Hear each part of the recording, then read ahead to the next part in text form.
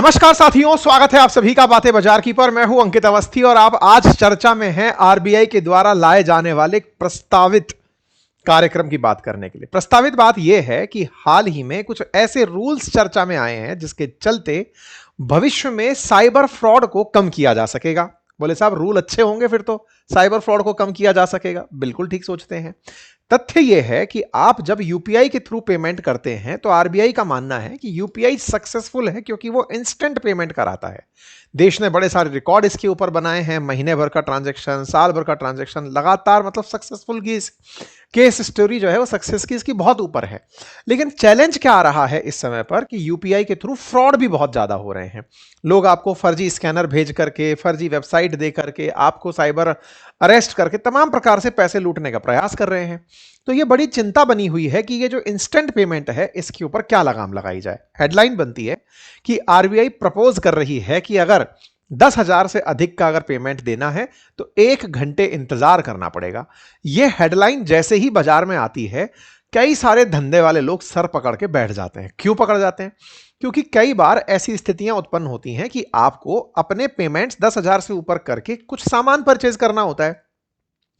किसी शॉपिंग करने गए, 10,000 से ज्यादा का सामान खरीद लिए, तो अब आप 1 घंटे की कतार में बैठे हुए हो। आप सोचकर देखो कि आज जो यूपीआई के थ्रू पेमेंट्स तुरंत होते हैं उन पर तो बहुत बड़ी रोक लग जाएगी। जितना बड़ा आपने आज इतना बड़ा बंडर बना के दिखा दिया कि हमारे देश में यूपीआई पेमेंट्स इतने चल रहे हैं, वो तो एक ही बार में संकट में आ जाएंगे। ये चर्चा इतनी ज्यादा होने लगी क्योंकि तमाम प्रकार के बिजनेसेस, और बिजनेस छोड़िए, आप अपने पर्पस के हिसाब से सोचिए कि आपको स्कूल की फीस भरनी है, बस का पेमेंट करना है, कहीं कहीं इलेक्ट्रिसिटी का बिल भरना है, कहीं कोई शादी समारोह के लिए परचेजिंग करनी है। हमारे देश में 10,000 से ऊपर के तो बहुत सारे पेमेंट्स होते हैं। अब ऐसे में अगर पेमेंट्स 1 घंटे के डिले के साथ होने लगे तो एक बड़ी की बड़ी मुसीबत बन जाएगी। क्या यह नियम आ चुका है? नहीं। अभी क्या हुआ है ना कि आरबीआई ने इस तरह का, हाँ, और मर्चेंट्स के साथ जो दिन भर में पैसे लेते हैं उनके लिए भी कुछ रेस्ट्रिक्शन आ रही है कि 25 लाख रुपए से ऊपर आप ले नहीं पाएंगे। अगर ले लिए तो साहब आपके ऊपर 1 महीने का शैडो बैन लग जाएगा। ये तमाम चीजें ऐसी हैं जो फिलहाल आरबीआई के द्वारा अभी डिस्कशन पेपर के रूप में प्रस्तुत की गई हैं। 8 मई तक के लिए कहा गया है कि आप लोग जो भी इस बात को पढ़ें, क्योंकि एक डिस्कशन पत्र आया जनता के बीच में आरबीआई ने निकाला है, आप अपनी राय दें। और राय के रूप में उन्होंने आरबीआई की वेबसाइट पर यह discussion paper department of payment and settlement system, reserve bank of India के नाम पर डाल दिया गया है। कहा गया है कि आप इस पर अपनी राय दें, जो भी परेशानियां हैं वो बताएं, फिर उनको सबको ध्यान में रखते हुए आरबीआई कोई रूल बनाएगी। अब चूंकि ये मार्केट में आ चुका है तो हमारी जिम्मेदारी थी कि हम आप तक ये बात पहुंचाएं। आप भी इस पर अपनी प्रतिक्रिया दें, अगर जाकर दे सके तो आरबीआई की वेबसाइट पर दें। साथियों, आरबीआई की जब वेबसाइट पर जाएंगे ना, आपको एक जानकारी और पता चलती है, और वो ये है कि भारत से अगर आपको बाहर पैसा भेजना है, यानी कि मान लीजिए स्टॉक परचेज करना है, तो 2.5 लाख करोड़ तक के, 2.5 लाख यूएस डॉलर तक के आप स्टॉक परचेज कर सकते हो। लगभग 80 के भाव भी हो तो 2 करोड़ रुपए तक का मामला होता है। यह मैं आपको क्यों बता रहा हूं? क्योंकि आरबीआई की वेबसाइट पर जहां यह जानकारी उपलब्ध है वहीं पर यह जानकारी उपलब्ध है। अब इसके मैंने क्या मायने निकाले? मायने यह निकाले कि आज दुनिया भर में बहुत सी कंपनियां ऐसी हैं जो अमेरिकन कंपनी है और जबरदस्त रिटर्न के लिए जानी जा रही हैं। अब अगर हम अमेरिकन कंपनीज के स्टॉक आप इंडिया में बैठकर परचेज करना चाहो तो आप कर सकते हो, और उसके नाम पर आप 100 रुपए तक का भी इन्वेस्टमेंट करके शुरू इन्वेस्टमेंट में अपने पार्टिसिपेट कर सकते हो। इस काम के लिए मैंने एक डिस्क्रिप्शन में लिंक दिया है आईएनडी मनी का, जहां बैठे बैठे आप विदेशी स्टॉक एक्सचेंज के अंदर अपना फंड निवेश कर सकते हो और बढ़िया रिटर्न एक्सपेक्ट कर सकते हो। चूंकि डॉलर इन्वेस्ट हो रहा है और डॉलर के थ्रू आप ट्रांजैक्शन कर रहे हैं, डॉलर की खुद की वैल्यू एप्रिशिएट हो रही है, तो दोहरे फायदे हो गए। एक तो कंपनी के ग्रोथ होने से ग्रोथ का फायदा ले लिया, प्लस डॉलर में भाव इन्वेस्ट करने से डॉलर के एप्रिसिएशन का लाभ ले लिया। तो ये इस समय पर बहुत तेजी से इस्तेमाल किया जा रहा प्रोसेस है। कुछ लोगों ने, जैसे सैंडिस्क कॉर्प जो पिछले साल ही लिस्ट हुआ, 1 लाख रुपए लगाए और उसमें से मतलब 1 साल का जो रिटर्न निकल कर आया वो जबरदस्त रिटर्न था। मतलब इसने तो खैर सारी बाउंड्रीज ही ब्रेक कर दी। लिस्टिंग के बाद ही जो गेन आया है वो कम से कम 2000% कहा जाए तो बड़ा अमाउंट है। लेकिन यह है कि आप इंडिया में बैठ करके अब यूएस स्टॉक एक्सचेंज के अंदर भी अगर निवेश करना चाहते हो तो अकॉर्डिंग टू आरबीआई, क्योंकि ये एलएसआर स्कीम के तहत, एलआरएस स्कीम के तहत निवेश करने का ऑप्शन उपलब्ध है, तो आप उसका लाभ ले सकते हो और बहुत मिनिमम अमाउंट के साथ भी आप अपना इन्वेस्टमेंट कर सकते हो। इसके लिए आपको कुछ नहीं करना है, लिंक कमेंट बॉक्स में है, आप अपना केवाईसी पूरा करिए, अपनी डिटेल्स पूरी तरह से जानकारी समेत डालिए, पूरी तरह से आपके जो डिटेल्स हैं वो सुरक्षित रखते हुए आप एंट्री कर सकते हैं। ठीक है साहब, आप यहां पर अपना असेट एलोकेशन चेक कर सकते हैं, जब चाहे अपने अकाउंट में वापस अपने अकाउंट में ले सकते हैं। बकायदा टैक्स रिपोर्ट हुआ, प्राइस अलर्ट्स हुआ, ये सारी की सारी चीजें आप इनके ऐप के माध्यम से कर सकते हैं। ठीक है, लिंक डिस्क्रिप्शन और कमेंट बॉक्स में दिया है, जाकर चेक कर लीजिएगा। अब सवाल यह है कि हमारे देश के अंदर कोरोना काल के बाद जो सबसे ज्यादा चीज चर्चा में आई थी वो था यूपीआई पेमेंट। क्यों? क्योंकि कोरोना में कैश ट्रांसफर से लोगों को डर लगने लगा, और उस समय पर नोटबंदी का जो बाद का लाभ था कि यूपीआई पेमेंट लेकर आओ, तब जाकर के लोगों ने कैशलेस पेमेंट करना सबसे बड़ा तेजी से शुरू किया। आंकड़े बताते हैं कि फरवरी 2026 में यूपीआई ट्रांजैक्शन 20.29 अरब थे और मार्च में बढ़कर के वो 22.64 अरब हो गए। मतलब महीने के अंदर करोड़ों ट्रांजैक्शंस का इजाफा हो रहा है और देश के अंदर ये ट्रांजैक्शंस लगातार बढ़ते जा रहे हैं। ये national payment corporation of India के आंकड़े हैं जो मैं आपको बता रहा हूं। अगर वैल्यू की बात की जाए तो मार्च में यूपीआई के जरिए 29.53 लाख करोड़ रुपए का लेन देन हुआ है। 29.53 लाख करोड़ रुपीस का, जबकि फरवरी में यह आंकड़ा 26.84 लाख करोड़ रुपए था। मतलब साफ साफ है कि अब लोग बड़े भुगतान के लिए या छोटे भुगतान के लिए यूपीआई का इस्तेमाल कर रहे हैं, तभी तो ये आंकड़े इतने पहुंच रहे हैं। मतलब प्रतिदिन आंकड़े अगर मार्च में उठाकर देखें तो 73 करोड़ ट्रांजैक्शन हुए हैं यूपीआई से। रोजाना ट्रांजैक्शन की बात करें तो 95,243 करोड़ रुपए की जो वैल्यू है ना, वो रोजाना हमारे देश में यूपीआई के थ्रू ट्रांसफर हो रही है। ये बड़ा नंबर है और इसके अंदर लगातार इजाफा होता जा रहा है। मतलब ट्रांजैक्शंस की संख्या, वैल्यू में लगातार डबल डिजिट के अंदर वृद्धि होती जा रही है। ये आंकड़े आप देख सकते हैं, मिनिस्ट्री ऑफ फाइनेंस के द्वारा साझा किए गए हैं कि हमारे देश में लगातार वैल्यू बढ़ती जा रही है। 21-22 में 7,176 करोड़ था, बढ़कर के फाइनेंशियल ईयर 22-23 में वो 11,000 हो गया, फाइनेंशियल ईयर 23-24 में 16,000 हो गया, 24-25 के अंदर 22,000 हो गया। ये वैल्यू के अंदर भी देखा जाए तो ये वैल्यू लगातार बढ़ती जा रही है और ग्रोथ दर्ज कर रही है। मतलब सबसे बड़ी बात ये है कि यूपीआई के मुकाम जो है ना, वो एक स्टेप ऊपर की तरफ शिफ्ट होते चले जा रहे हैं, जो आंकड़ों में परिलक्षित हो रहे हैं। अब जब ये सब हो रहा है, ये तो उपलब्धि है, लेकिन इसमें चैलेंज क्या आ रहा है कि यूपीआई के स्कैम भी फाइनेंशियल ईयर 2025 में 485 करोड़ रुपए के हुए। आप में से कुछ लोग हो सकता है ये कहें कि सर, जब लाखों में ट्रांजैक्शन हो रहा है, मतलब 16,416 करोड़ रुपए का, इतने बड़े संख्या का ट्रांजैक्शन हो रहा है, तो 485 करोड़ तो क्या ही होता है भाई। किसी के लिए तो 485 करोड़ क्या, 485 में से 85 भी हटा दो तो 4 करोड़ भी बहुत बड़ा होता है। मुद्दा यह है जी, करोड़ हटा दो, कई लोग तो ये भी कहेंगे सब लाख भी अमाउंट बहुत बड़ा होता है। ऑब्वियस सी बात है, पर प्रति व्यक्ति के हिसाब से बात की जाए तो ये बड़ा सेटबैक है। ऐसे में ये तो फाइनेंशियल ईयर 25 की बात बताई, 26 की अगर बात बताऊं तो 805 करोड़ रुपए के फाइनेंशियल फ्रॉड हुए यूपीआई के माध्यम से। यानी जिस यूपीआई ने अपने कीर्तिमान स्थापित किए ट्रांजैक्शंस की संख्या में, उसने कीर्तिमान की जगह अपने ऊपर एक काला दाग भी लगाया, और वो था अपने साथ हो रहे फ्रॉड के बारे में। और फ्रॉड का कारण क्या था? रॉन्ग, मतलब किसी ना किसी प्रकार से कोई साइबर फ्रॉड कर रहा है, ओटीपी मांगकर फ्रॉड कर रहा है, आपको किसी प्रकार का लिंक भेज करके अकाउंट साफ कर ले रहा है, क्योंकि इंस्टेंट पेमेंट ही यूपीआई की ताकत थी।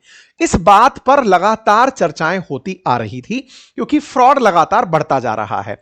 धोखाधड़ी को लेकर के लोकसभा में केंद्रीय वित्त राज्य मंत्री पंकज चौधरी ने भी यह डेटा पेश करते हुए बताया कि देश में फ्रॉड बढ़े हैं। साल में 12.64 लाख मामले सामने आए हैं। वित्तीय वर्ष 2024-25 के अंदर फ्रॉड की रकम 981 करोड़ रुपए थी। मतलब कुल मिलाकर के देश के अंदर फ्रॉड के आंकड़ों को अगर आरबीआई के हिसाब से भी देखा जाए तो ये बड़े आंकड़े हैं और इसके अंदर राशि भी करोड़ों रुपए में है। सरकार ने इसकी कई वजह बताई, उनमें से सबसे बड़ी वजह यही थी कि साहब यूपीआई पेमेंट का इस्तेमाल हो रहा है, लेकिन ट्रांजैक्शन के साथ साथ धोखाधड़ी की घटनाएं बढ़ रही हैं। आप सोचें, ये व्हाट्सएप पर एक वेडिंग का इनविटेशन आता है, व्यक्ति का 97,000 रुपए अकाउंट से गायब हो जाता है। ऐसे ही पता चलता है कि गुड़गांव के अंदर एक कपल है जिसने फोन के लिए परचेज करने के लिए लिंक पर क्लिक किया, यूपीआई आईडी फेक डली हुई थी। और ऐसी खबर एक नहीं है, आप उठाकर देखिए, सीनियर सिटीजन्स के 11 करोड़ रुपए ट्रेडिंग फ्रॉड में चले गए, मुंबई के अंदर 1.1 करोड़ रुपए ट्रेडिंग फ्रॉड में चले गए।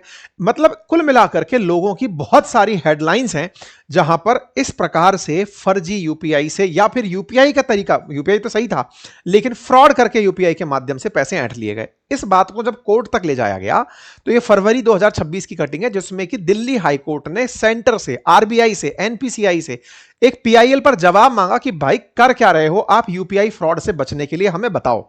दिल्ली हाई कोर्ट ने सभी संस्थागत जितनी भी चीजें हैं उनसे जवाब मांगा कि भाई हमें बताओ कि इसको रोकने के लिए कर क्या रहे हो, प्रयास क्या हो, क्योंकि केवाईसी में यह मांगा गया था कि सर ऐसे होता रहा तो हम समाधान क्या करेंगे। तो इसी के लिए आरबीआई ने अपने पैनल से पूरी जानकारी उठवाई कि लाओ भाई सभी लोग अपनी अपनी बातें बताओ। आरबीआई को जब बातें बताई गई, उन बातों को जैसे ही पब्लिक के अंदर पेश किया गया, सोशल मीडिया पर एकदम बज हो गया कि भाई साहब अगर ऐसे होने लगा कि आपने 10,000 रुपए ट्रांसफर करने हैं और ट्रांसफर करने हैं तो सामने वाला आपके ऊपर पेमेंट पर रोक लगा दे रहा है, ये स्टेप तो बढ़िया हो सकता है लेकिन इससे चैलेंजेस बहुत सारे हो सकते हैं। तो एक डिस्कशन पेपर जो है, रिसर्च के डिस्कशन पेपर पब्लिक के सामने आरबीआई ने जैसे ही फ्लोट किया, जनता के बीच में एक बड़ी चर्चा शुरू हो गई। चर्चा शुरू हुई कि साहब आरबीआई का सजेशन है कि सीनियर सिटीजन्स को अगर पैसे ट्रांसफर करने हैं तो 50,000 रुपए से ज्यादा ट्रांसफर करने के लिए उन्हें पहले व्यक्ति को ट्रस्टेड पर्सन के साथ जोड़ना पड़ेगा।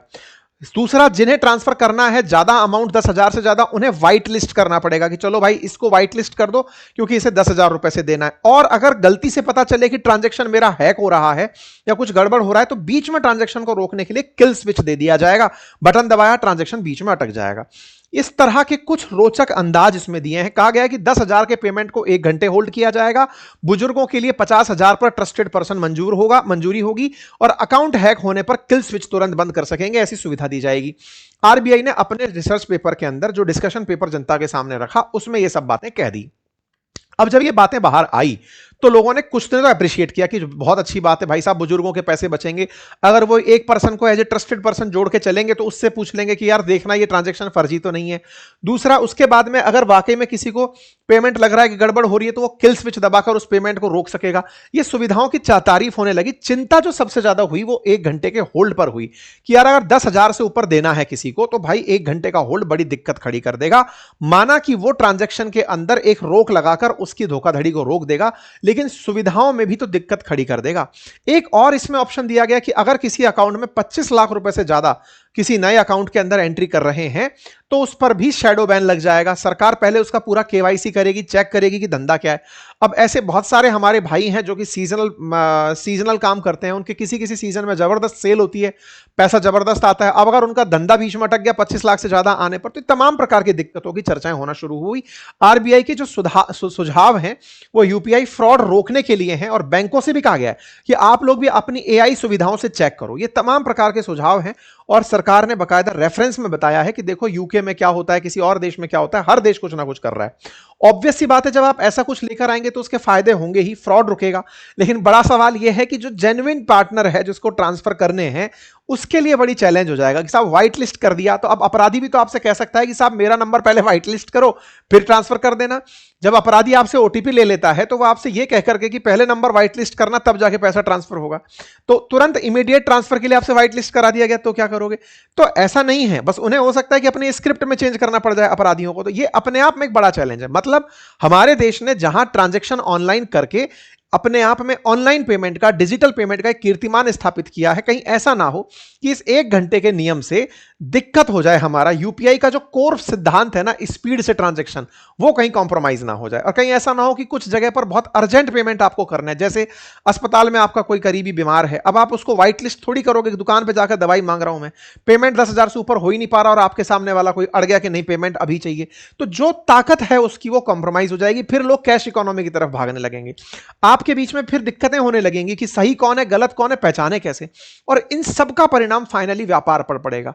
जबकि फ्रॉड जिससे रोकने के लिए आप ये काम कर रहे हो इतनी बड़ी इकोनॉमी में, उसके लिए ये बड़ा आसान है कि मुझे तो बस थोड़ा सा नियम और बदलना है, अपने आप को व्हाइट लिस्ट करना है। ये सारी वो चीजें हैं जिससे दिक्कत खड़ी हो सकती है। तो आरबीआई ने जो बातें रखी हैं उन सब पर अब चर्चाएं तो आप और हम कर ही रहे हैं, क्योंकि अल्टीमेटली चर्चा के लिए आरबीआई ने यह लेटर जारी किया है ताकि आप और हम चर्चा कर सकें। लेकिन हाँ, यह भी सही है कि आरबीआई पहले इस चर्चा को जब आपसे ले लेगी, सबमिट कर लेगी, उसके बाद ही रूल बनाएगी।